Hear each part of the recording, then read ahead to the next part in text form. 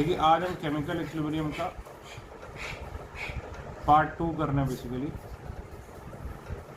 इसकी खास बात क्या है कि ये इजी बहुत है, इसके लिए किसी कैलकुलेशन की ज़रूरत नहीं है और एग्ज़ाम में आता भी है ये। खास करके मतलब ये सारे एग्ज़ामों में आता है, वैसे तो जेई मेंस में भी आता है, नीट में भी आता है।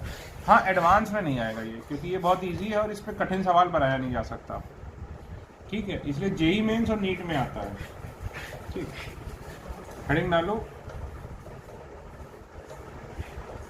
ली चैटलियर्स प्रिंसिपल।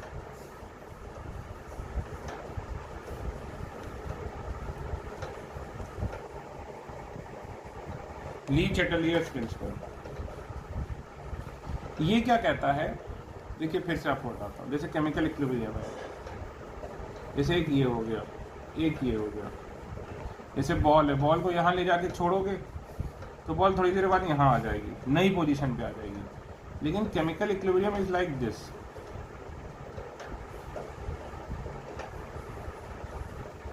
ये देखो, या फिर लाइक दिस। इस प्रकार के पंचमी नहीं होते हैं जिनको आप पंच करोगे अगर, तो क्या होता है, इधर नीचे गिर जाते हैं पूरा, फिर उठ के खड़े हो जाते हैं। तो जैसे ये बॉल है, ये इस तरीके का एक गड्ढा है, अगर इधर ले जाके छोड़ोगे तो बॉल को क्या होगा, थोड़ी देर इधर इधर इधर करेगी, फिर यहीं पर आ जाएगी। समझे ना? तो ली चैटलियर प्रिंसिपल ने बेसिकली ये बोला कि केमिकल इक्विलिब्रियम जो है वो इसी तरीके का इक्विलिब्रियम है। मतलब तुम कितना भी इसको परेशान कर लो, तुम कितना भी केमिकल इक्विलिब्रियम को परेशान कर लो, वो परेशान थोड़ी देर के लिए तो होगा, लेकिन ये इतना ढीठ है, इतना बदमाश है कि वापस वहीं पे आ जाएगा। जैसे ये है, ठीक, आपने इसको ऐसे पंच किया, ये जो होता है खेलने वाला खिलौना आपने देखा होगा पंचमी, इसको पंच करोगे नीचे जाएगा, ऐसे उठेगा, फिर ऐसे ऐसे ऐसे ऐसे ऐसे होके फिर ऐसे हो जाता है। ठीक है, जैसे ये बॉल है, इसको ऐसे ले जाओगे, छोड़ोगे, ऐसे ऐसे ऐसे ऐसे होके फिर आ जाएगी। तो केमिकल इक्विलिब्रियम उसी तरीके से होता है। ठीक है, तो अब इक्विलिब्रियम को हम डिस्टर्ब कैसे करेंगे भाई? इसको तो हमने मार के गिरा दिया, ये बॉल को हम यहाँ लेके छोड़ के चले गए। भाई किसी भी सिस्टम को, मतलब एक मान लीजिए ये सिस्टम है, इसके अंदर एक इक्विलिब्रियम है, इसको कैसे डिस्टर्ब कर सकते हो बताओ? इसका प्रेशर चेंज कर दो, इसका वॉल्यूम चेंज कर दो, टेम्परेचर चेंज कर दो, इसमें कैटलिस्ट डाल दो तो रिएक्शन फास्ट या स्लो हो जाएगी, या फिर इसमें इनर्ट गैस डाल दो, या फिर इसमें रिएक्टेंट या फिर प्रोडक्ट की कंसंट्रेशन चेंज कर दो, है कि नहीं? तो इतनी सारी चीज़ें हम कर सकते हैं। ये सब करोगे तो क्या होगा कि जो भी इक्विलिब्रियम होगा वो इक्विलिब्रियम पे एकदम से पंच जैसा आएगा। जैसे ये पंच आया इसके ऊपर, इक्विलिब्रियम तुरंत डिस्टर्ब हो जाएगा। तुरंत डिस्टर्ब तो हो जाएगा, लेकिन इक्विलिब्रियम क्या करेगा, फिर से वहीं आ जाएगा। इक्विलिब्रियम क्या करेगा, फिर से उसी पोजीशन पर आ जाएगा। इक्विलिब्रियम फिर से उसी पोजीशन पे आ जाएगा तो क्या मतलब है कि उसका के इक्विलिब्रियम चेंज नहीं होगा। ध्यान रखना, इक्विलिब्रियम घूम फिर के उसी पोजीशन पर आ जाएगा का मतलब क्या है कि उसका जो के इक्विलिब्रियम है वो चेंज नहीं होगा। तुम कुछ भी कर लो, टेम्परेचर अलग बात हो गई, लेकिन ये सब कुछ भी कर लो, जो इक्विलिब्रियम कांस्टेंट है वो चेंज नहीं होगा। तो अब लिखते हैं, ये सब लिखने की कोई जरूरत नहीं। हेडिंग डालो ली चैटलियर प्रिंसिपल। अब इसमें लिखो, when a system in chemical equilibrium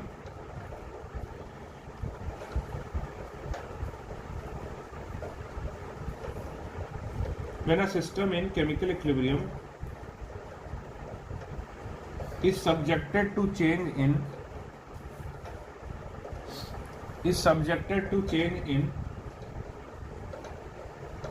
pressure, volume, temperature, etc., the equilibrium will shift in such a direction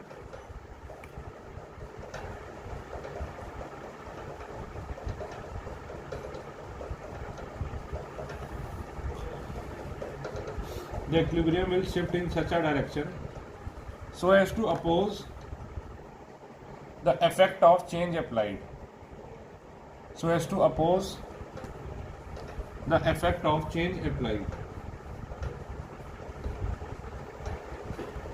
मतलब ये लाइन को पढ़ो, ये लाइन क्या कह रही है कि जब कोई भी सिस्टम अगर इक्विलिब्रियम में है, उसमें इनमें से आपने कोई भी चेंज किया तो इक्विलिब्रियम इस तरह से अपने आप को एडजस्ट करेगा कि उस चेंज का कोई भी फर्क ना पड़े।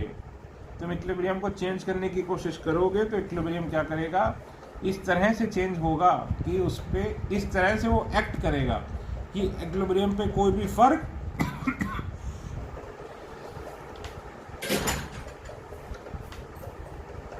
जब भी इक्विलिब्रियम में तुम कोई भी चेंज करने की कोशिश करोगे, चेंज करने की कोशिश कैसे करोगे, pressure, volume, catalyst, inert gas, ये सब चेंज करके, तो इक्विलिब्रियम किस तरह से एक्ट करेगा, वो इस तरह से एक्ट करेगा कि तुमने जो किया है उसका उल्टा करेगा, जो तुमने किया है उसका उल्टा करेगा, और वो करके वो क्या करेगा, वो जो तुमने किया उसके इफेक्ट को जीरो करने की कोशिश करेगा, जो आपने किया उसका उल्टा करेगा, जिससे आपके करे धरे का सारा इफेक्ट बेकार हो जाएगा। ठीक है, तो लिखो आगे, we will study the effect of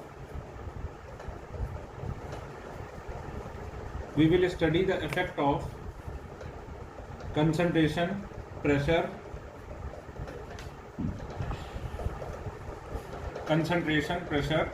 temperature, volume, catalyst and addition of inert gas.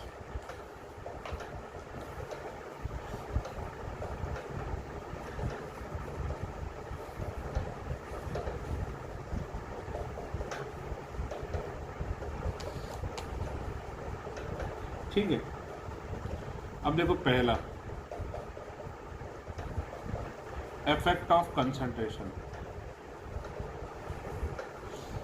तो मान लीजिए ये रिएक्टेंट है,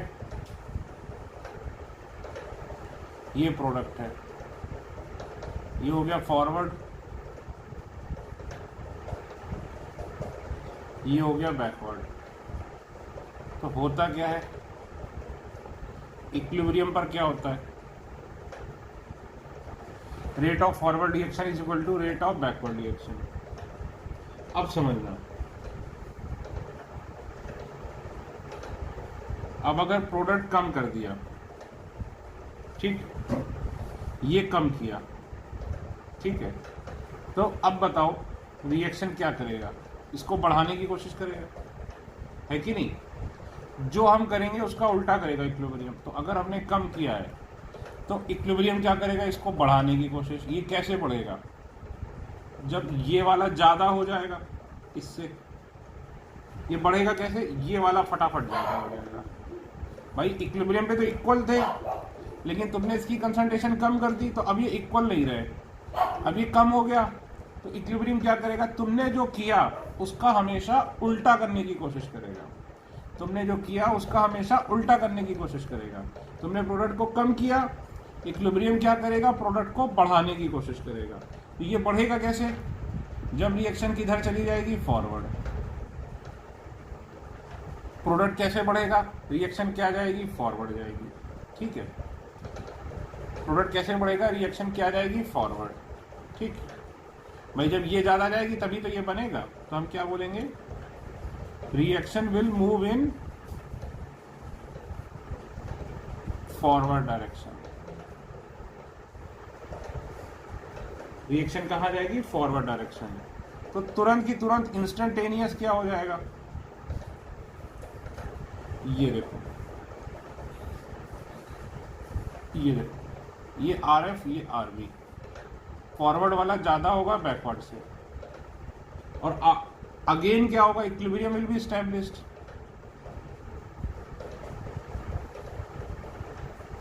तो ये हो जाएगा, देखो बराबर हो जाएगा।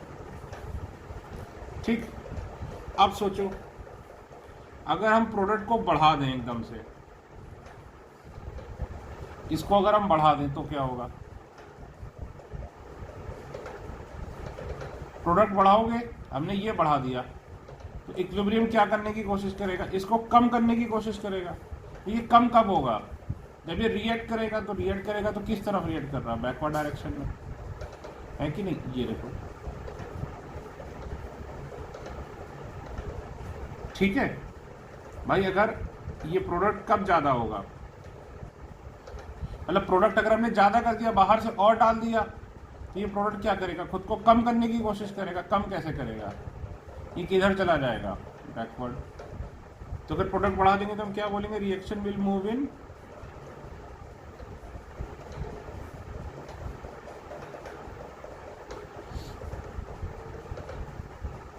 Backward direction.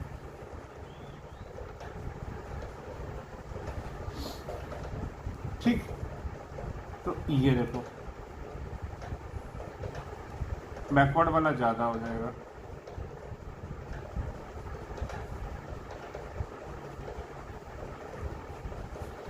ठीक, लेकिन थोड़ी देर बाद क्या होगा, फिर से इक्विलिब्रियम एस्टैब्लिश हो जाएगा। तो देखो बराबर हो जाएंगे दोनों।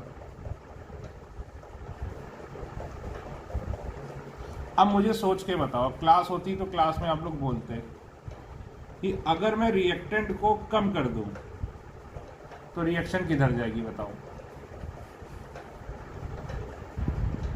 सोचो भाई, इसको अगर मैंने कम किया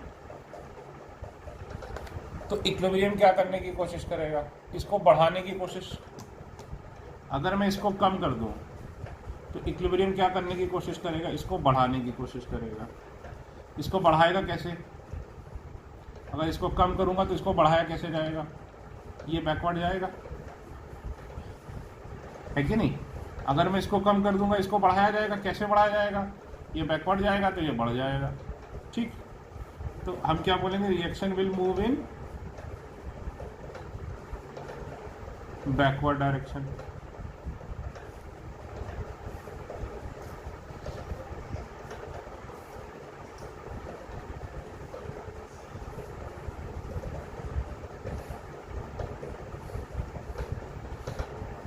ठीक, तो ये देखो ये बैकवर्ड वाला ज़्यादा हो जाएगा।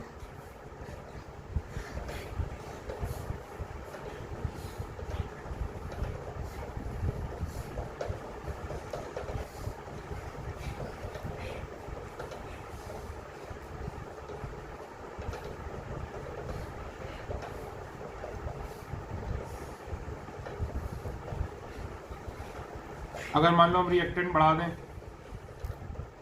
इसको बढ़ा दें, तो क्या होगा, तो इक्विलिब्रियम इसको कम करने की कोशिश करेगा तो रिएक्शन किधर जाएगी, फॉरवर्ड।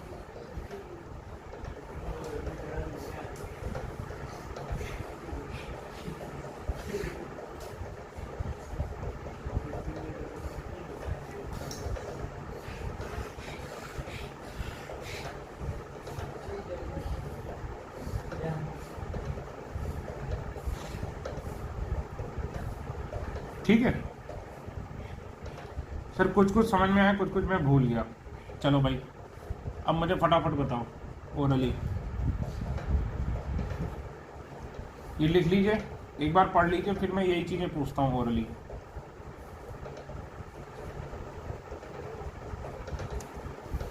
अब तुरंत आंसर देने की कोशिश करना।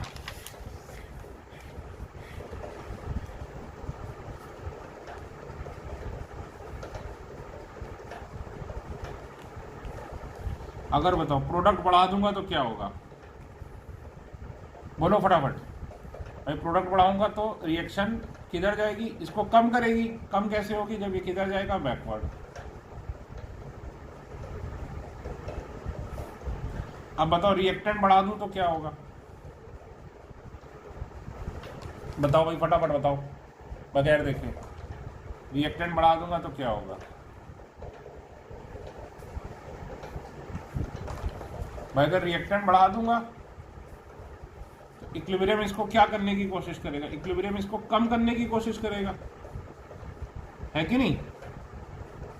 अगर ये बढ़ा दूंगा तो इक्विलिब्रियम इसको क्या करने की कोशिश करेगा, कम करने की कोशिश करेगा। ठीक,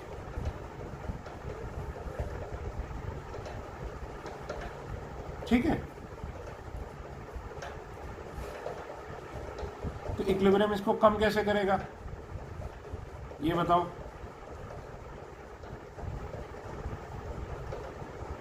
भाई रिएक्शन फॉरवर्ड जाएगी।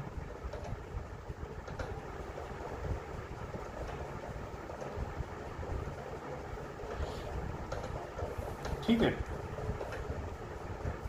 इसी तरह बताओ प्रोडक्ट कम कर दूंगा, ये कम करूंगा तो क्या होगा,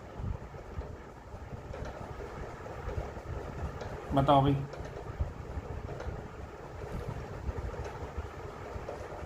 प्रोडक्ट कम कर दूंगा, ये कम हो जाएगी तो रिएक्शन किधर चली जाएगी, फॉरवर्ड।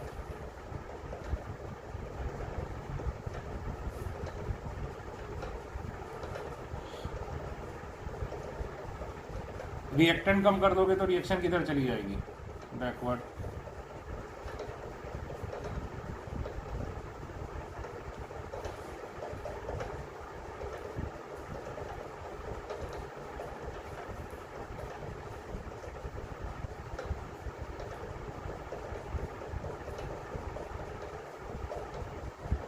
ठीक है, अब लिखो। ठीक, एक बार फिर से इसको ट्राई करके देखो रफ में।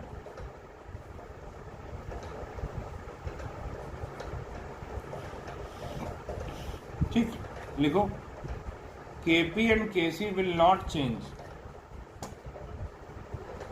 KP and Kc will not change on changing the concentration of reactant और product.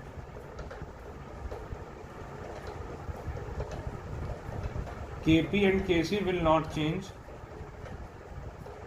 on changing the concentration of reactant or product.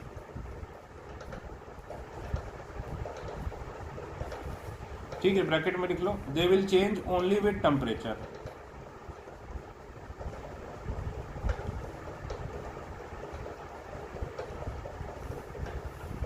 ठीक,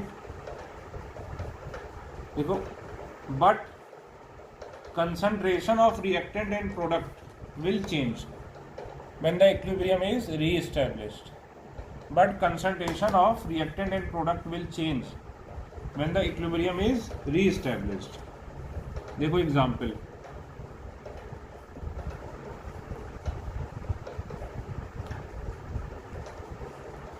सपोज इक्विलिब्रियम पे कितना था,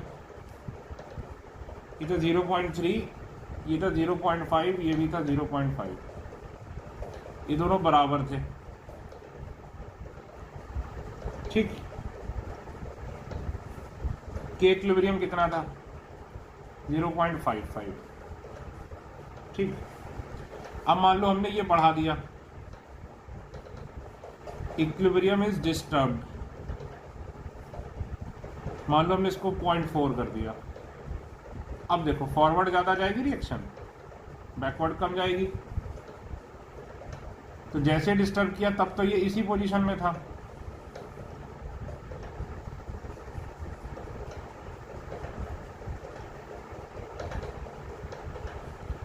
ठीक।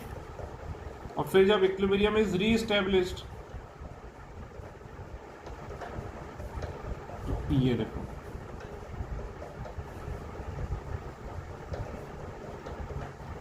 अब के इक्विलिब्रियम निकालोगे अगर, तो 0.85 आता है सपोज के इक्विलिब्रियम, तो अभी भी के इक्विलिब्रियम इतना ही रहेगा।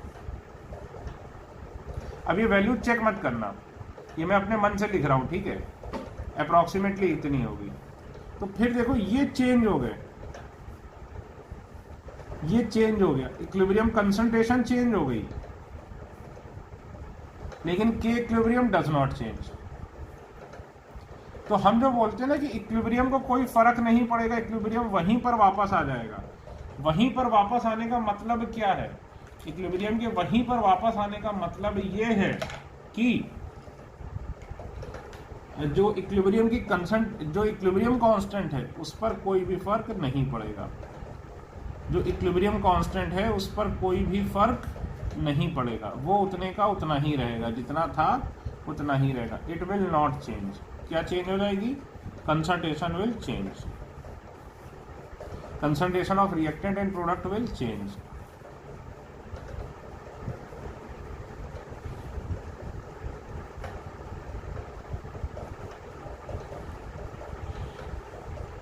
ठीक, तो देखो ऐसे ही प्रेशर में भी होता है, अगर प्रेशर या फिर कंसंट्रेशन चेंज कर दो तो क्या होता है, केपी केसी चेंज नहीं होते, लेकिन रिएक्टेंट और प्रोडक्ट की कंसंट्रेशन या फिर इनका प्रेशर चेंज हो जाता है। ठीक, अल्फा भी, डिग्री ऑफ डिसोसिएशन भी चेंज हो जाता है। देखो हमने सवाल किए थे, अगर टोटल प्रेशर की बात करें तो वो भी क्या होगा, चेंज हो जाएगा।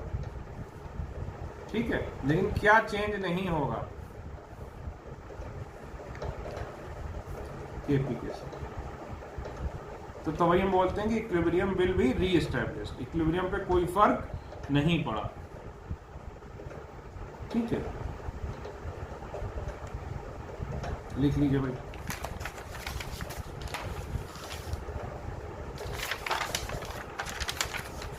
चलिए भाई एग्जाम्पल,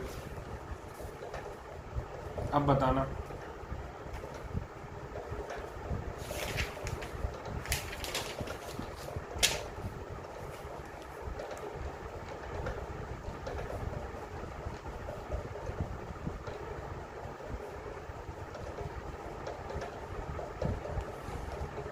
ठीक है, चलिए भाई जो पढ़ा वो ट्राई करते हैं। ये एक इक्विलिब्रियम है। ठीक, अब बताओ SO3 की कंसंट्रेशन बढ़ा देंगे तो क्या होगा, रिएक्शन किधर जाएगी, बोलो फटाफट। इसको बढ़ाओगे तो उधर जाएगी, इसको कम करेगी, इक्विलिब्रियम कम कैसे करेगी, इधर भेज के। तो किधर जाएगी रिएक्शन, फॉरवर्ड। O2 की बढ़ा दोगे तो किधर जाएगी बताओ, इसकी बढ़ाओगे तो इक्विलिब्रियम इसको कम करने की कोशिश करेगा, कम कैसे करेगा, बैकवर्ड भेज के।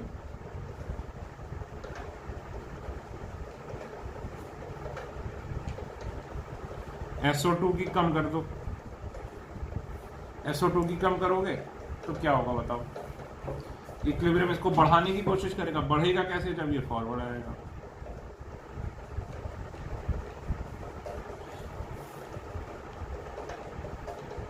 SO3 की बढ़ा दो, इस बढ़ा चुके हैं, कम कर दो। SO3 की कम कर दो, इसको कम करोगे तो क्या होगा, इक्विलिब्रियम बढ़ाने की कोशिश करेगा तो ये क्या आएगा, बैकवर्ड।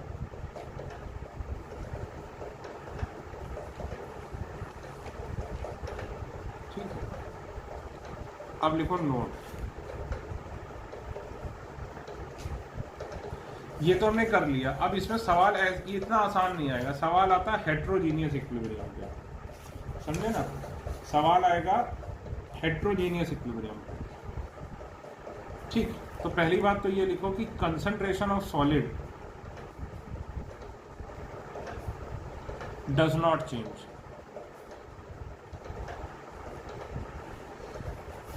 भाई कंसंट्रेशन सॉलिड की कभी भी चेंज नहीं होती। ठीक है, क्यों, देखो कंसंट्रेशन क्या होती है, moles upon volume in litre. Moles क्या होते हैं, weight in gram upon molecular wait.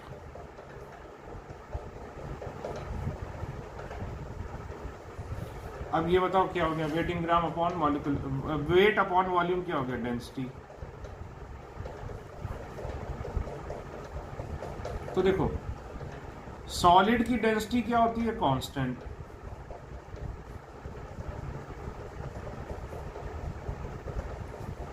ये तो पता ही है, सॉलिड की डेंसिटी कांस्टेंट होती है। लिक्विड और गैस की डेंसिटी प्रेशर टेम्परेचर के साथ चेंज होती है।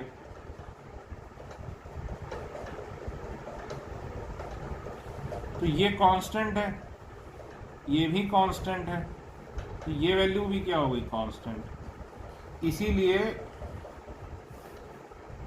इसमें लिख लेते y, फिर इसका सॉल्यूशन हो गया। तो सॉलिड की कंसंट्रेशन कभी भी चेंज नहीं होती। ठीक है, चाहे वेट बढ़ा दो या वेट कम कर दो, कंसंट्रेशन चेंज नहीं होगी। तो लिखो ऑन इंक्रीजिंग और decreasing the weight, on increasing और decreasing the weight of solid, on increasing और डिक्रीजिंग द वेट या फिर अमाउंट बोल लो of solid, it's concentration will not change, its concentration will not change because density of solid remains constant. Density of solid remains constant.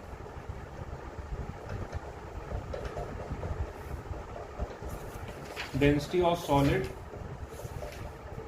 Remains constant. अब देखिए इस पे हम करेंगे कि स्पेशल क्वेश्चन,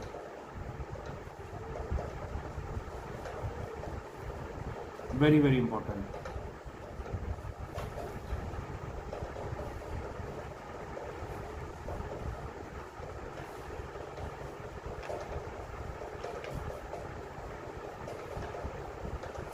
ये आपको पता होगा, decomposition of limestone in lime kiln. Heading डालो special question, decomposition of limestone in lime clean.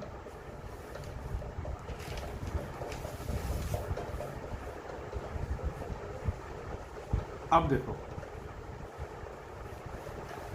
इसका केपी क्या लिखोगे बताओ भाई, केवल प्रेशर ऑफ CO2, ये तो 1 ले लेते हैं।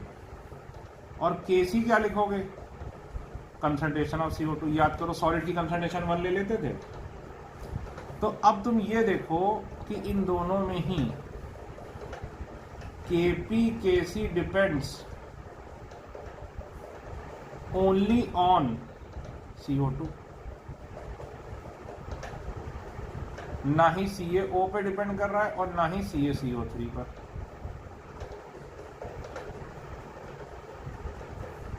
है कि नहीं?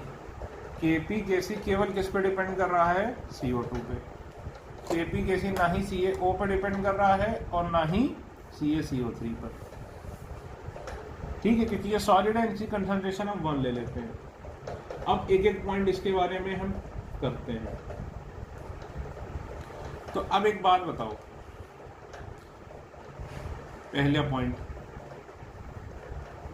कि अगर इसकी या इसकी क्वांटिटी हम कम या ज्यादा कर दें, या तो इसकी क्वांटिटी कम या ज्यादा करें, तो क्या इक्विलिब्रियम पे कोई फर्क पड़ेगा? कोई फर्क नहीं पड़ेगा। क्यों? क्योंकि इक्विलिब्रियम को इनकी कंसंट्रेशन से कोई मतलब ही, इनकी कंसंट्रेशन क्या होती है, कांस्टेंट। और क्वांटिटी कम या ज्यादा करने से, सॉलिड की क्वांटिटी कम या ज्यादा करने से सॉलिड की कंसंट्रेशन पे कोई भी फर्क नहीं पड़ता। अभी लिखवाया, सॉलिड की क्वांटिटी कम या ज्यादा करने से सॉलिड की कंसंट्रेशन पे कोई भी फर्क नहीं पड़ता। तो अगर इसकी कंसंट्रेशन पे कोई भी फर्क नहीं पड़ रहा है तो इक्विलिब्रियम पर कोई भी फर्क नहीं पड़ेगा, ना ही फॉरवर्ड जाएगा ना ही बैकवर्ड जाएगा, कुछ नहीं होगा। क्यों कुछ नहीं होगा? क्योंकि सॉलिड की कंसंट्रेशन कांस्टेंट होती है। तो लिखो कि इफ वी इंक्रीज और डिक्रीज द क्वांटिटी बोल लो, अमाउंट या मोल्स बोल लो, ऑफ CaCO3 और CaO, ये थोड़ा टफ है, ठीक है ना, CaCO3 और CaO, then there will be no effect on equilibrium. There will be no effect on equilibrium, i.e. equilibrium will neither shift in forward nor shift in backward direction.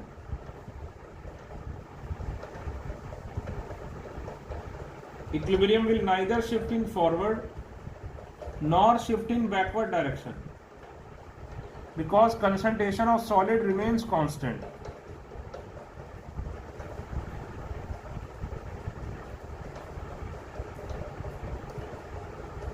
Because concentration of solid remains constant.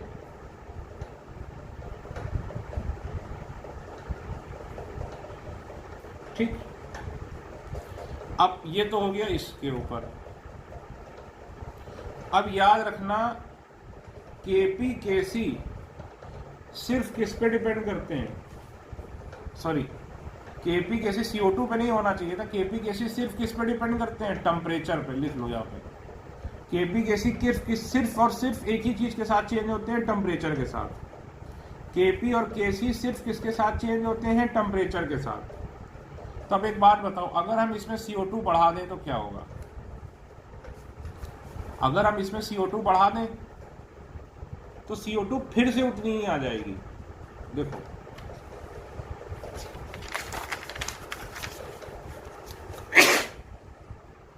समझो,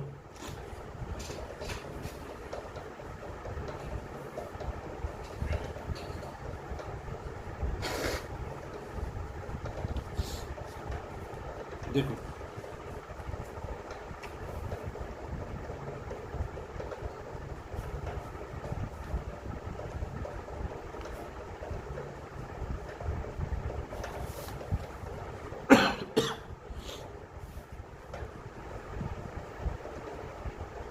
equilibrium पे हम इसका तो देखेंगे नहीं। मान लो ये 30 था तो Kp कितना हो गया भाई 30, तुमने CO2 बढ़ा दिया, ठीक, तो इक्विलिब्रियम क्या होगा, डिस्टर्ब। अभी लिखना नहीं, पहले समझो। मान लो 50 कर दिया तो Kp तो लेकिन वापस 30 ही होगा। जब इक्विलिब्रियम डिस्टर्ब हुआ फिर से रीएस्टैब्लिश होगा तो फिर वो 30 हो जाएगा ये। लेकिन ये मुश्किल से समझ में आता है ये सवाल, ये 2-3 बार प्रैक्टिस करेंगे तब होगा। तो Kp को तो 30 ही चाहिए और Kp है कितना, केवल प्रेशर ऑफ CO2, ये तो चेंज हो नहीं सकता।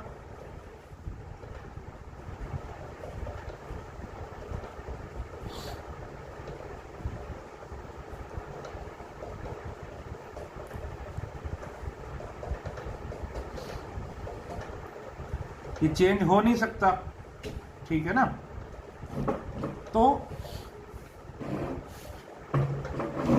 ये तो चेंज होगा नहीं, ठीक है,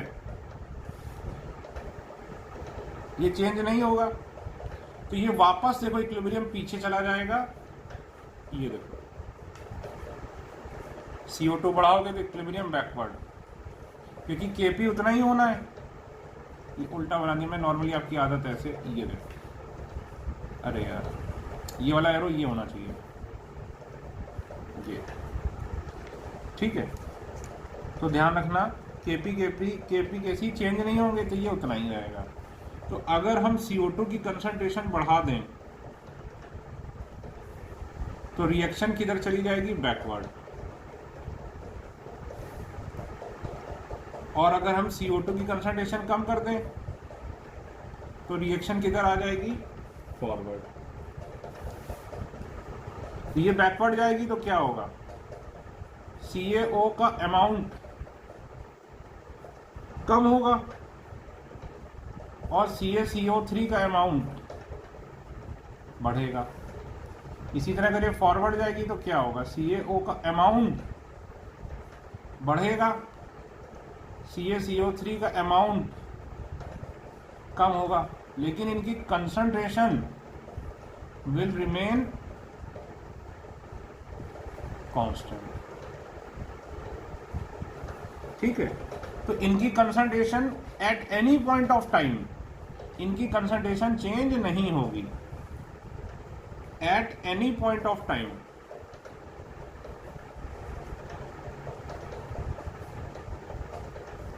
concentration of CaO and CaCO3 will not change।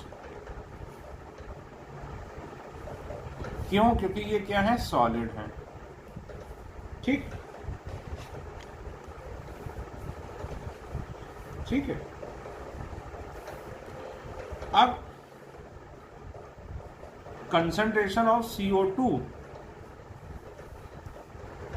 can be changed by disturbing the equilibrium।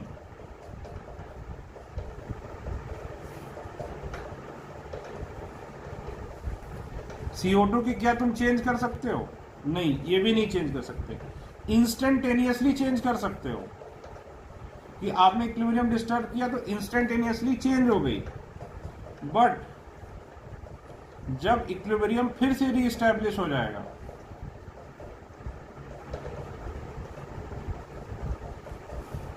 Then concentration या फिर pressure of CO2 will become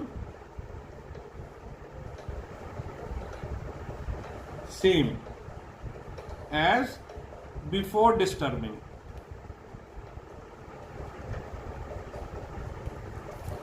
मतलब कि तुमने जो इसको डिस्टर्ब किया, इक्विलिब्रियम को डिस्टर्ब करने के पहले जितना था 30 था, तो वापस ही कितना आ जाएगा, 30 आ जाएगा। इक्विलिब्रियम डिस्टर्ब करने के पहले कितना था, 30। ये देखो, तो कहने का मतलब क्या है कि इन दोनों की तो कभी भी चेंज नहीं होगी, चाहे तुम डिस्टर्ब भी कर दो, ये तो वैसे ही रहेंगे क्योंकि ये सॉलिड है।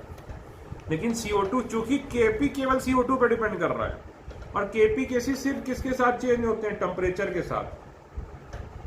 तो इसलिए अगर इसकी कंसंट्रेशन तुम एकदम से चेंज कर सकते हो तो इंस्टेंटेनियसली चेंज हो गई, लेकिन वापस वही आ गई। देखो वापस वही आ गई। लिखिए इसको, ठीक है।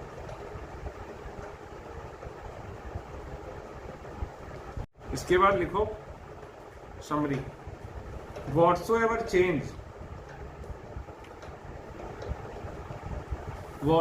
change we make in CaCO3, whatsoever change we make in CaCO3,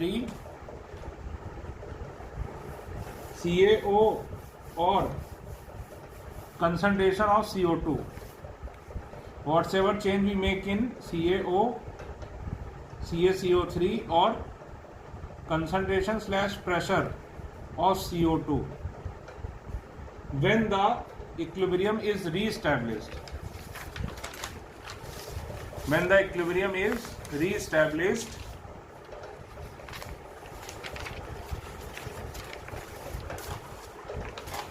when the equilibrium is re-established, the concentration / pressure of CO2, the concentration / pressure of CO2 will become equal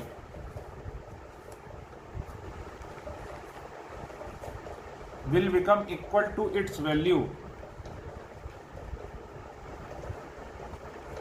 in previous equilibrium.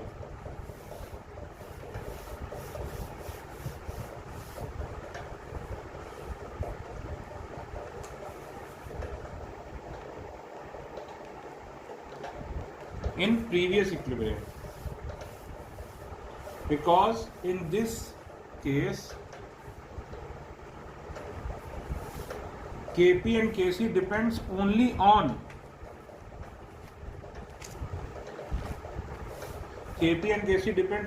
on concentration / pressure of CO2। और ध्यान रखना, in this case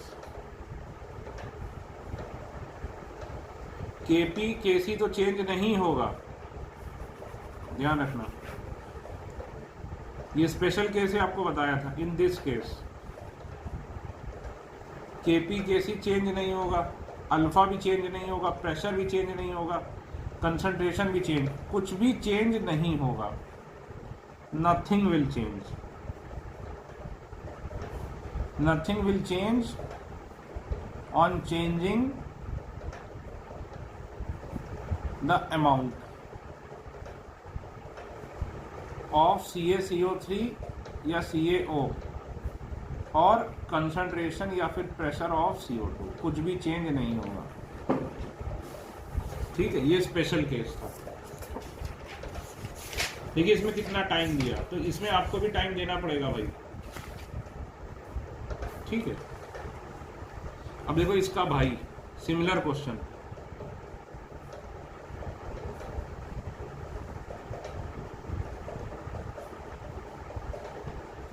अब देखो बिल्कुल same है, ये भी भाई भाई हैं दोनों। ये देखो, solid gives solid plus gas,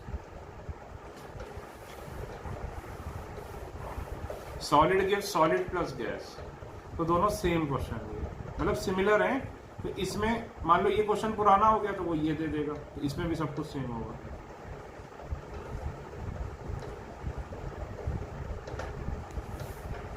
ठीक है, चलो एक क्वेश्चन ही कर लेते हैं। क्वेश्चन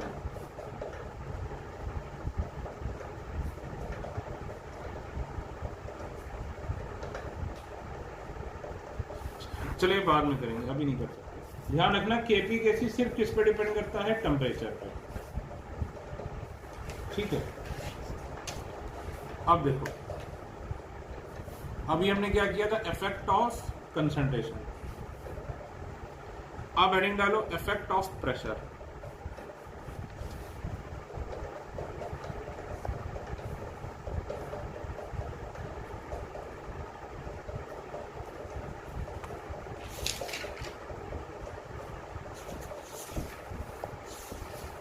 लिखो on increasing the pressure, on increasing the pressure,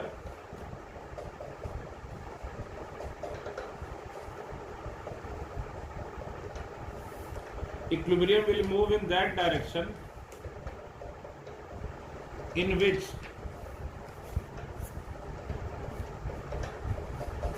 number of gaseous moles decreases.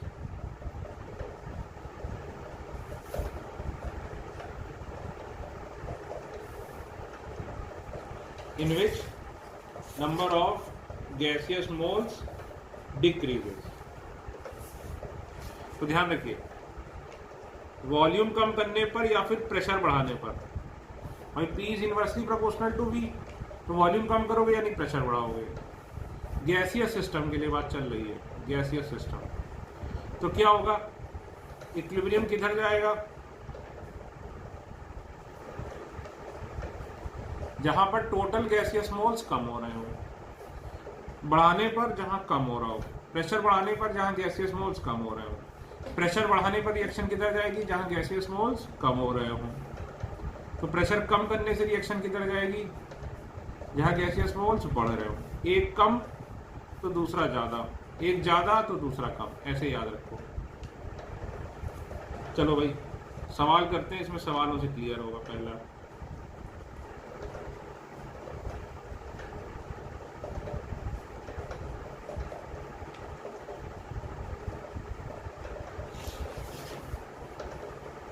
बताओ भाई, प्रेशर बढ़ाने पर रिएक्शन किधर जाएगी। तो चलो ये पहला सवाल है।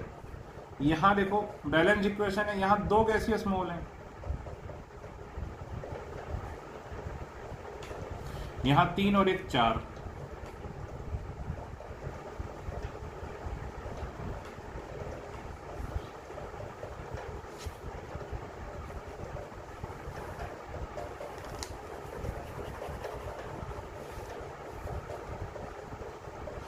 ठीक है, यहां 4 गैसेस मोल है। तो प्रेशर बढ़ाने से रिएक्शन किधर जाएगी, जहां गैसियस मोल्स कम हो रहे हो। ठीक, गैसियस मोल किधर कम हो रहे हैं, फॉरवर्ड डायरेक्शन में।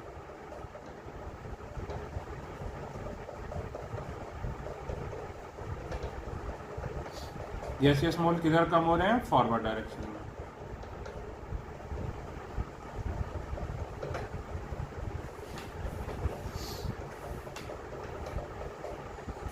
ठीक है, और प्रेशर कम करने से रिएक्शन किधर जा रही है,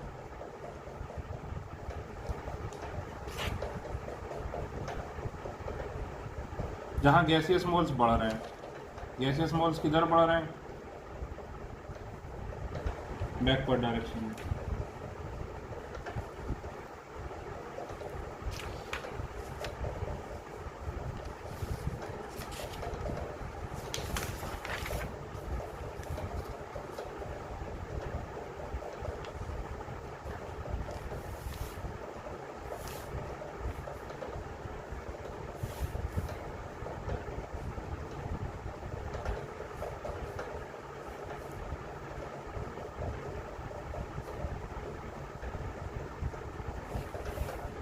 अब बताओ इधर प्रेशर बढ़ाने पर और प्रेशर कम करने पर रिएक्शन किधर जाएगी। देखो किधर कितने गैसियस मोल्स हैं,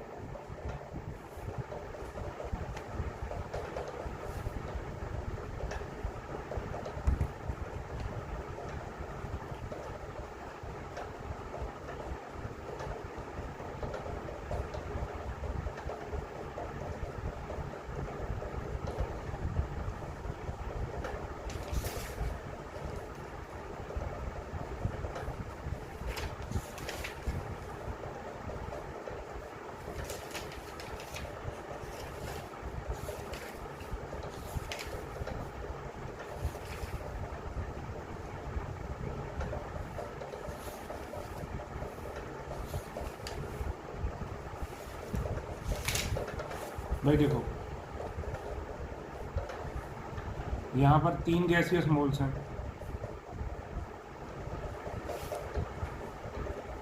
यहाँ पर 2 गैसियस मोल्स हैं। तो प्रेशर बढ़ाने पर रिएक्शन किधर जाती है? जहाँ गैसियस मोल्स कम होते हैं, या 3 है तो 2 है, तो रिएक्शन किधर आएगी? बैकवर्ड। प्रेशर कम करने से रिएक्शन किधर आती है? जहाँ गैसियस मोल्स बढ़ते हैं, किधर बढ़ते हैं? फॉरवर्ड। ठीक।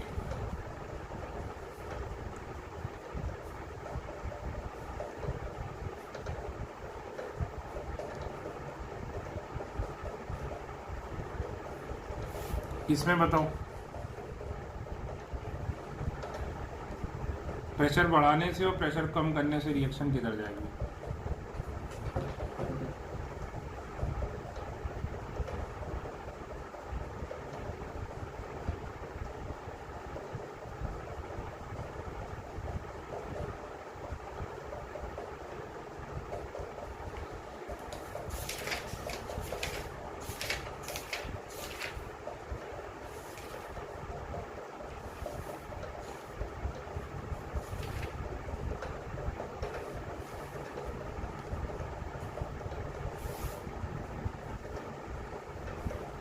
भाई इधर 2 गैसियस मोल्स हैं, इधर भी 2 गैसियस मोल्स हैं।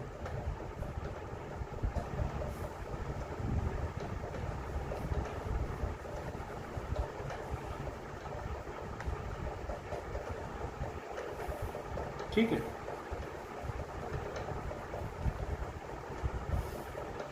ये 2 गैसियस मोल, ये भी क्या है? 2 गैसियस मोल्स। ठीक। तो अब बताओ, तो जब भी दोनों तरफ सेम होते हैं, यानी डेल्टा एन जी 0 है, तो नो इफेक्ट ऑफ प्रेशर, ध्यान रखना, ऑन इक्विलिब्रियम। यानी प्रेशर चेंज करने से इक्विलिब्रियम डिस्टर्ब नहीं होगा। लिखो, प्रेशर चेंज करने से इक्विलिब्रियम इंस्टेंटेनियसली भी डिस्टर्ब नहीं होगा। लिखो, प्रेशर चेंज करने से इक्विलिब्रियम इंस्टेंटेनियसली भी डिस्टर्ब नहीं होगा।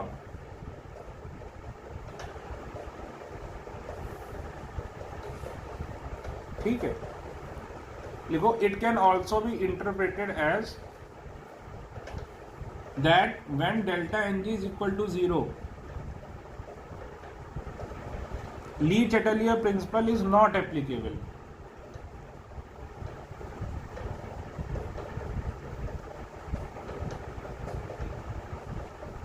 कि जब डेल्टा एन जी 0 होगा तो ली चैटलियर प्रिंसिपल एप्लीकेबल नहीं होगा।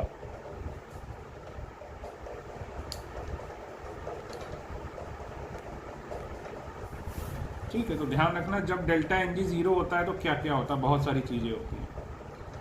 के पी इक्वल टू के सी हो जाता है। ठीक है,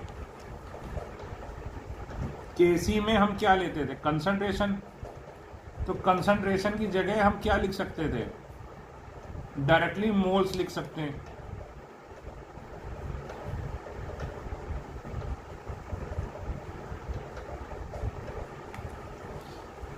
ठीक है, प्रेशर और वॉल्यूम का कोई फर्क नहीं।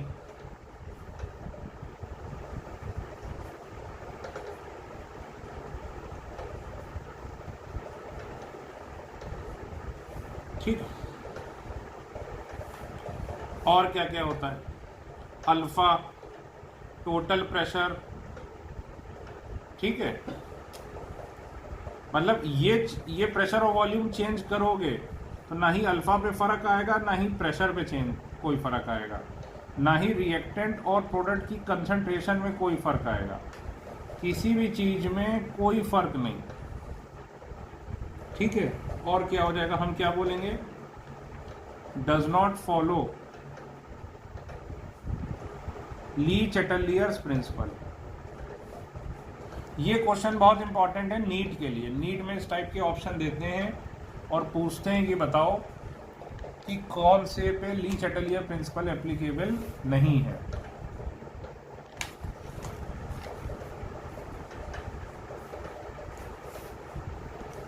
ठीक है,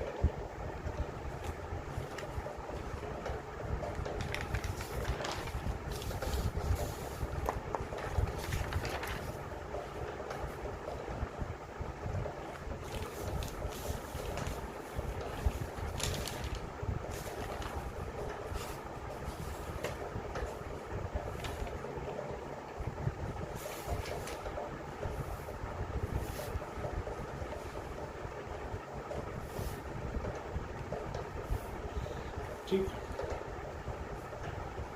अब तीसरी चीज देखो, इफेक्ट ऑफ कैटलिस्ट। हम दो देख चुके हैं। एक इफेक्ट ऑफ सबसे पहले क्या देखा, इफेक्ट ऑफ प्रेशर। दूसरा हमने क्या देखा सबसे पहले, इफेक्ट ऑफ कंसंट्रेशन। तो देखो, विदाउट कैटलिस्ट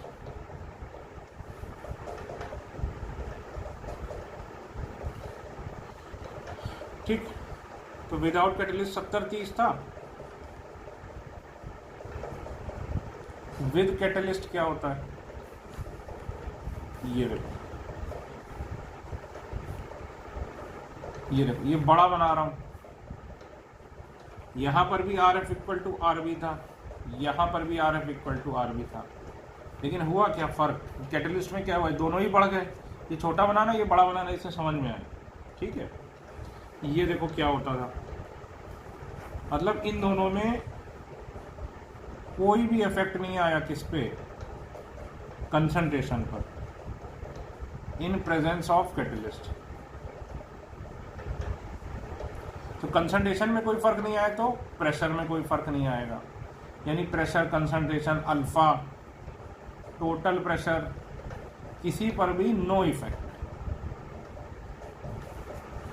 क्या फर्क पड़ता था केवल कैटलिस्ट में, खुद देखो।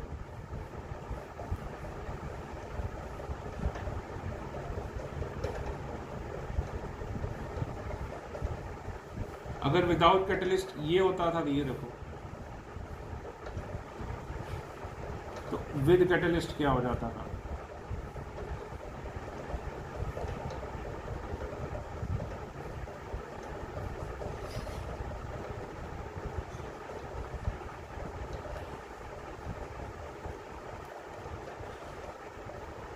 ये देखो,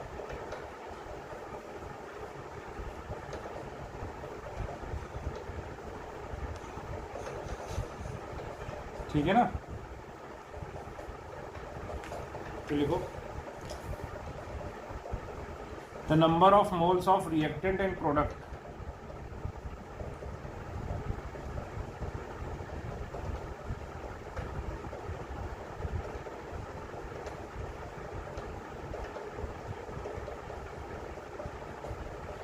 number of moles of reactant and product do not change in presence of catalyst.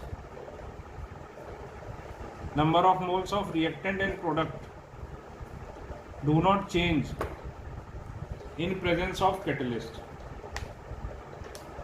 Hence, catalyst has no effect on equilibrium. Catalyst has no effect on equilibrium. This is because catalyst effect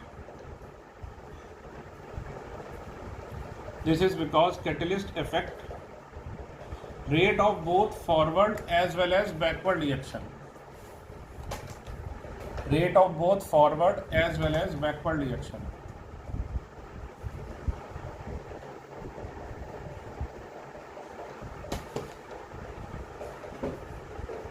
equally पे underline करना। देखो ये अब 4-4 बनने लगे, ये भी 4-4 बनने लगे। ठीक है, hence there is overall no effect on equilibrium.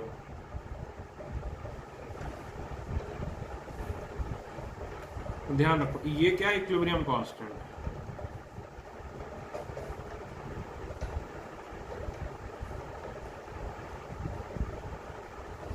और ये क्या है, rate constant.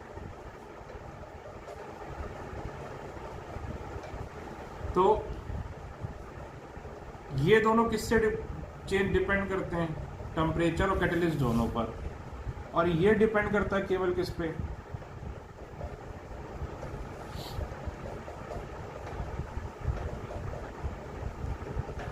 Depends only on temperature.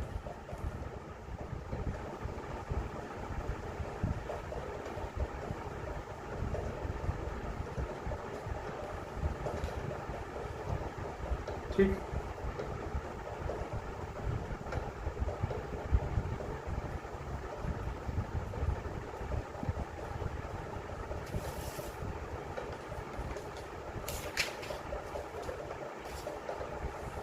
लिखो, even in presence of catalyst RF equal to RB at all the time, RF equal to RB at all the time,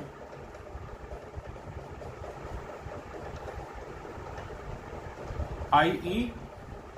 equilibrium is not affected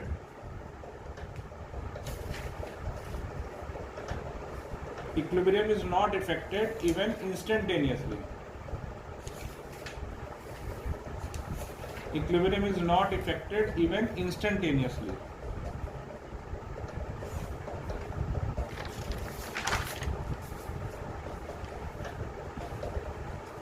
तो देखो फिर से revise करते हैं।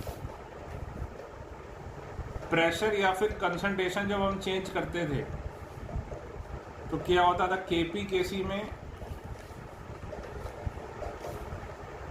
No change, ठीक, लेकिन alpha और टोटल प्रेशर एट इक्विलिब्रियम क्या हो जाते थे, चेंज हो जाते थे। ठीक है, कंसंट्रेशन एट इक्विलिब्रियम रिएक्टेंट और प्रोडक्ट की क्या हो जाती थी, चेंज हो जाती थी, याद करो। इसमें हमने पढ़ा था स्पेशल केस। स्पेशल केस कौन सा पढ़ा था भाई, CaCO3 वाला। इसमें कुछ भी चेंज नहीं होता था,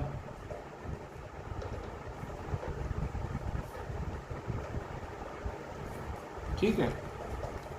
अब देखो कैटलिस्ट में ना ही Kp Kc चेंज होगा और ना ही अल्फा P इक्विलिब्रियम कंसंट्रेशन, कुछ भी चेंज नहीं होगा। Nothing will change, nothing will be change bye catalyst, only equilibrium will be achieved faster,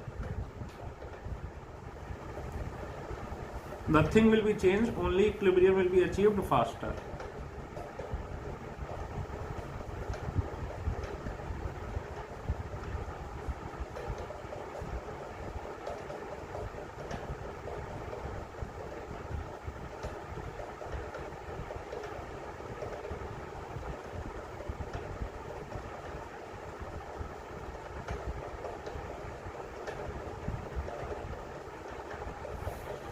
ठीक है,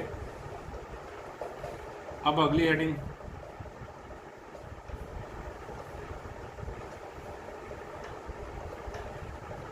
effect of temperature.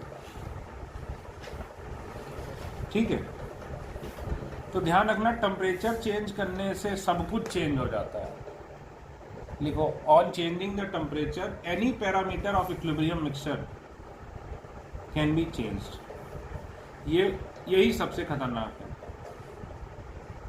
On changing the temperature any parameter of equilibrium can be changed. Equilibrium constant, alpha, concentration या फिर pressure, colour, कुछ भी anything can change, density, कुछ भी change हो जाएगा। जो हम बोलते हैं ना इक्विलिब्रियम आने के बाद कुछ चेंज नहीं होता, कुछ चेंज क्यों नहीं होता था, क्योंकि के इक्विलिब्रियम कांस्टेंट हो जाता था। तो ये भी चेंज हो जाएगा, ध्यान रखना। टेम्परेचर से सब कुछ चेंज हो जाता है। अब देखो, रिएक्टेंट से प्रोडक्ट, तो जो फॉरवर्ड अगर एंडोथर्मिक है तो बैकवर्ड एक्सो होगी, लेकिन जो फॉरवर्ड वाली है तो हम क्या बोलेंगे, रिएक्शन इज एंडोथर्मिक। जो फॉरवर्ड है उसी को हम लेंगे। इसको ऐसे भी लिख सकते हैं, ये देखो एंडोथर्मिक मतलब यहाँ एनर्जी दे रहा हो ना, इसको ऐसे भी लिख सकते हैं, delta H is equal to positive का क्या मतलब एंडोथर्मिक। तो ये तीनों तरीके से कोई भी आप लिखिए, जो फॉरवर्ड वाला है वो माना जाएगा एंडोथर्मिक। सिमिलरली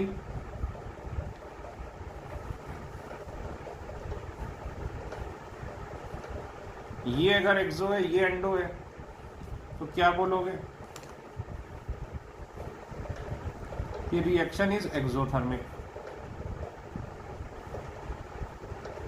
जो फॉरवर्ड वाला है वही माना जाएगा, ठीक है, जो फॉरवर्ड वाला है वही माना जाएगा।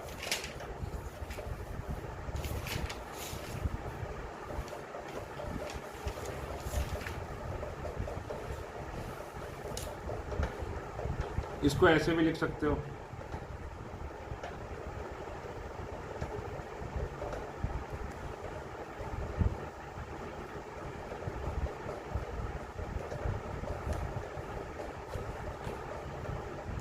ठीक है। अब देखो पहले तो हमने देखा कि लिखते कैसे हैं, ठीक। अब हम देखेंगे टेम्परेचर का इफेक्ट क्या पड़ता है।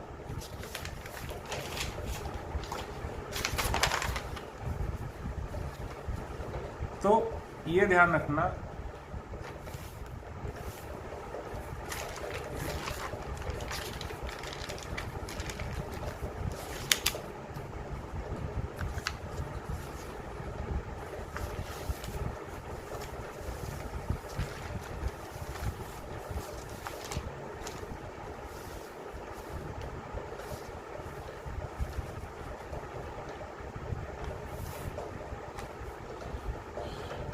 टेम्परेचर बढ़ाने पर रिएक्शन मूव करती है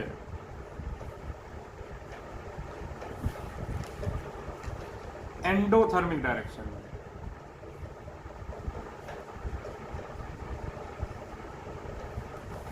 टेम्परेचर बढ़ाने पर रिएक्शन किधर मूव करती है, एंडोथर्मिक डायरेक्शन में। कैसे याद रखोगे भाई, सोच के देखो। जब बाहर बहुत गर्मी होती है तो आप क्या सोचते हो कि अंदर आ जाओ। जब बाहर बहुत गर्मी होती है तो आप क्या सोचते हो, अंदर आ जाओ। अंदर आ जाओ भाई, मॉल के अंदर चले जाओ, घर के अंदर आ जाओ, क्लासरूम के अंदर आ जाओ, वहाँ क्या है, एसी चल रहा होता है। तो टेम्परेचर ज़्यादा है तो क्या बोलोगे, reaction will move in endothermic direction,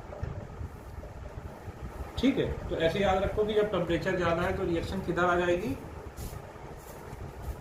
endothermic, ठीक है।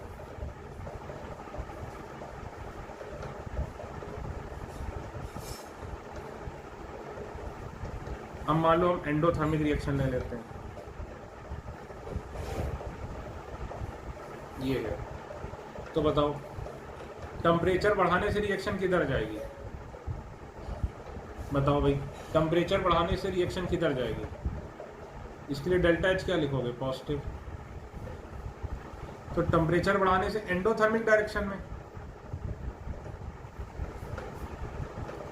यानी किधर जाएगी, फॉरवर्ड। फॉरवर्ड जाएगी तो प्रोडक्ट बढ़ेगा, ये बढ़ेगा, और रिएक्टेंट क्या होगा, कम होगा। तो के इक्विलिब्रियम होता क्या है, प्रोडक्ट अपॉन रिएक्टेंट। तो प्रोडक्ट बढ़ रहा है, रिएक्टेंट कम हो रहा है, तो के इक्विलिब्रियम भी क्या होगा, बढ़ेगा। तो एंडोथर्मिक में इसका मतलब क्या हुआ, टेम्परेचर बढ़ाने से के इक्विलिब्रियम भी बढ़ गया, यानी K equilibrium is directly proportional to temperature. फिर से देखो, टेम्परेचर बढ़ाने से रिएक्शन किधर जाएगी, एंडोथर्मिक डायरेक्शन में। एंडोथर्मिक डायरेक्शन में क्या हुआ, यानी फॉरवर्ड। इसमें फॉरवर्ड जाएगी, यानी प्रोडक्ट बढ़ेगा, रिएक्टेंट कम होगा। के इक्विलिब्रियम क्या है, प्रोडक्ट अपॉन रिएक्टेंट। तो प्रोडक्ट बढ़ गया, रिएक्टेंट कम हो गया, तो ये भी क्या हुआ, के इक्विलिब्रियम भी बढ़ गया। तो एंडोथर्मिक डायरेक्शन में क्या होगा, टेम्परेचर बढ़ाने पर इक्विलिब्रियम कांस्टेंट बढ़ जाएगा, यानी K equilibrium is inversely proportional to temperature. अब बताओ टेम्परेचर बढ़ाने पर इक्विलिब्रियम कांस्टेंट बढ़ता है, तो टेम्परेचर बढ़ाने पे 1/T क्या होता है भाई? टी ज्यादा तो 1/T कम है कि नहीं? टी ज्यादा तो 1/T कम, यही तो बोलेंगे। तो 1/T कम होने से इक्विलिब्रियम कांस्टेंट बढ़ेगा, अगर टी कम तो 1/T ज्यादा। तो देखो अगर टेम्परेचर कम होगा तो इक्विलिब्रियम कांस्टेंट भी क्या होगा? कम होगा। तो इसका ग्राफ बनाते हैं। तो ग्राफ जैसे के इक्विलिब्रियम है वर्सेस 1/T का बनता है। अब एक बात बताओ, अगर यहाँ पे टी होता तो इधर जाने पर टी बढ़ता, ठीक है? तो इधर जाने पर 1/T बढ़ रहा है, यानी इधर से इधर जाने पर टी कम हो रहा है। खुद सोचो ना, ये सोचने में शुरू में दिक्कत होती है भाई। लेफ्ट से राइट हमने प्लॉट क्या किया? टी नहीं प्लॉट किया, हमने क्या लिखा यहाँ पर? 1/T। हमने क्या लिखा यहाँ पर? 1/T। तो लेफ्ट से राइट जाने पर हमारा टी क्या हो रहा है? कम हो रहा है, यानी 1/T क्या हो रहा है? बढ़ रहा है, ठीक है? तो बताओ टी कम होगा तो इक्विलिब्रियम कांस्टेंट भी क्या होगा? कम होगा। तो ये ग्राफ आता है, ठीक? तो ये आपने याद रखना है।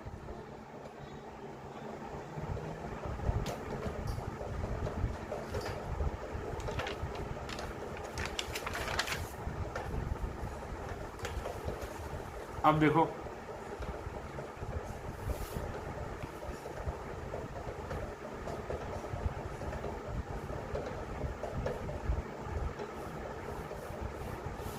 एक्सोथर्मिक रिएक्शन,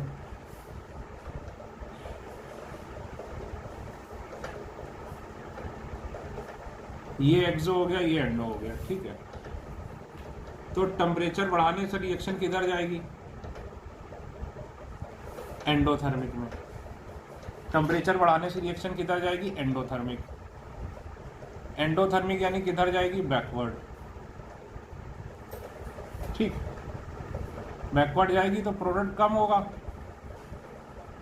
रिएक्टेंट बढ़ेगा। बैकवर्ड जाएगी तो प्रोडक्ट कम होगा, रिएक्टेंट बढ़ेगा। तो के इक्विलिब्रियम क्या होता है?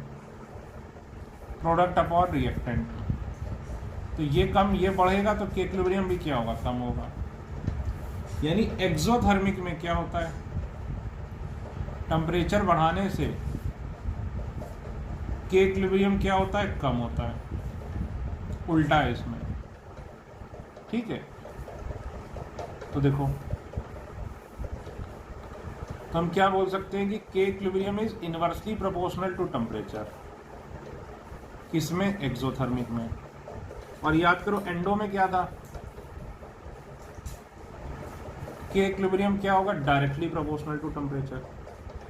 तो ये याद रखो कि एंडोथर्मिक में K equilibrium directly proportional to temperature और एक्सोथर्मिक में K equilibrium inversely proportional to temperature.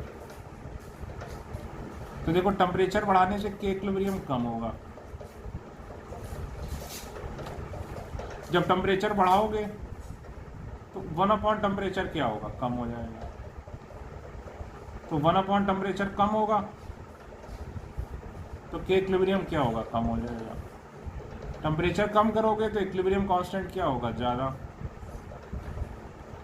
तो 1/टेम्परेचर भी क्या हो जाएगा? बढ़ जाएगा, क्योंकि टेम्परेचर और 1/टेम्परेचर का इनवर्स रिलेशन होगा। तो खुद सोचो, अगर इसका ग्राफ बनाओ तो इधर जाने पर 1/टेम्परेचर बढ़ रहा है तो के इक्विलिब्रियम भी बढ़ रहा है। ये देखो, ये हो गया एक्सोथर्मिक का। एंडोथर्मिक का कैसा होता है? ये सर हमें इतना याद नहीं रहेगा, हम इतना नहीं सोच पाएंगे हम, लेकिन आप इतना नहीं सोच पाओगे तो बस इतना याद रखो कि एंडोथर्मिक में डायरेक्टली प्रोपोर्शनल होता है और एक्सोथर्मिक में क्या होता है? Inversely proportional. तो ये कैसे याद रखोगे? देखो एक्सो मतलब क्या होता है? हीट निकल रही है तो इसको समझो ये क्या है? रॉकेट। भाई रॉकेट ऐसे जाता है, बताओ, ऊपर की तरफ। तो इसको तो एक्सोथर्मिक वाले को क्या मान लो? रॉकेट की तरह जा रहा है।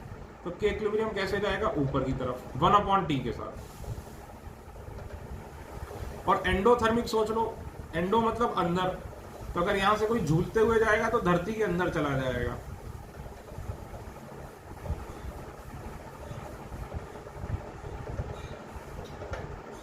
ठीक है,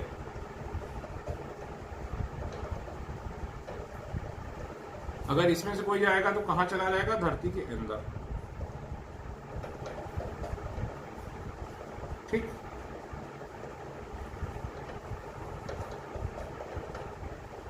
तो ये ध्यान रखो, ये रॉकेट है और ये धरती के अंदर चला जाएगा। ऐसे करके आप इसको याद रखें। तो देखिए ये है बहुत आसान, इसमें थोड़ा सा आपको करना पड़ेगा क्या? रिवीजन। रिवीजन कर लोगे तो ये बहुत ज़्यादा और इजी हो जाएगा आपके लिए, समझे ना? तो मैं आपको यही सलाह दूंगा, बेटा इसकी रिवीजन करिए, क्योंकि ये बहुत इम्पॉर्टेंट भी है नीट और जेईई मेंस के लिए, और आसान भी है। दोनों ही बातें हैं, इम्पॉर्टेंट भी है और ये आसान भी है। ठीक है, तो केमिकल इक्विलिब्रियम में अब total with assignment discussion 3 to 4 lecture लगेंगे, इंक्लूडिंग असाइनमेंट डिस्कशन। उसके बाद में स्टार्ट कर दूंगा आपका आयनिक इक्विलिब्रियम। ठीक है, 3 से 4 लेक्चर लगेंगे केमिकल इक्विलिब्रियम में, उसके बाद मैं स्टार्ट करूंगा आयनिक इक्विलिब्रियम।